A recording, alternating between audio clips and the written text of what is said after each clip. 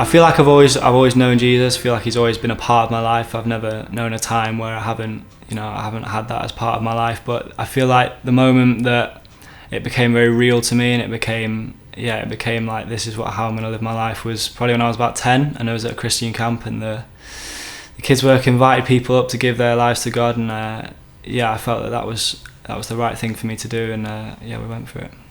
My best friend from about year 2, I knew he had a tough childhood. He didn't have a father. His home situation wasn't the healthiest, and he knew that I'd go to church. He knew about my faith because I'd tell him, but like in that time of that rough childhood and the rough times that he had in his home, I really felt like I was supposed to bring him along to church and try and help him find a bit of community and some more friends that could get alongside him. And so I brought him along to church. He loved it. He felt super at home, got really stuck into community, and made loads of new friends. And he actually gave his life to God, and he got baptized, and he really found that super helpful. And in that time that he was sort of changing in his own life, whenever I'd go around to his house, I'd notice a huge change in the way his mum was. And his mum was she was always stressed about money or this and that, but to see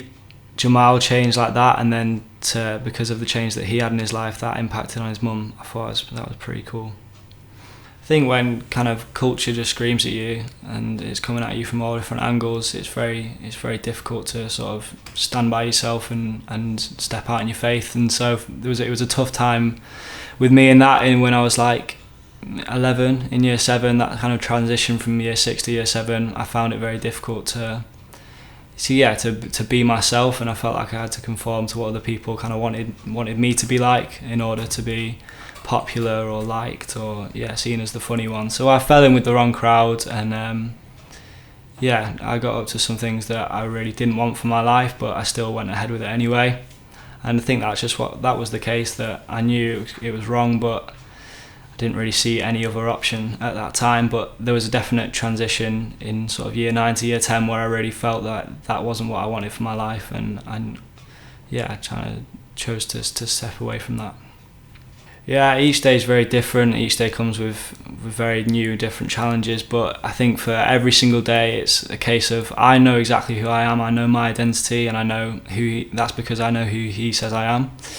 I know the promises he has for me. So therefore, I can love people really well. I can serve people really well. And out of that, my decision making is made from a place of knowing that I'm loved. Therefore, the way that I'm with my friends and my peers and people in class is, it's in order to help them to understand how much they're loved.